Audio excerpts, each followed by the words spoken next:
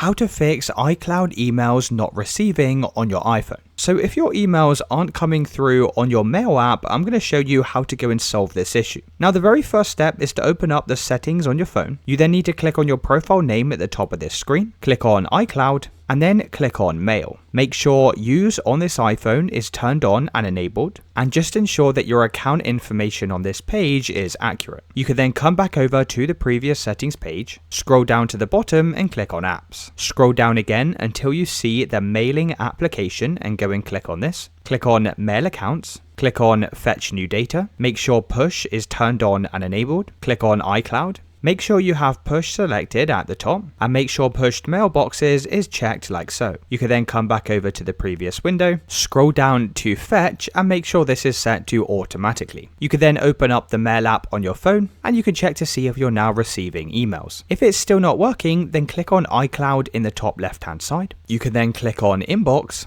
and you can go and check your junk folders just to ensure the email is not hiding in your spam. Now, the final step is just to go in, restart your iPhone, and once your iPhone is restarted, you can open back up the Mail app and you should now be receiving emails. Let me know in the comments if you found this video helpful.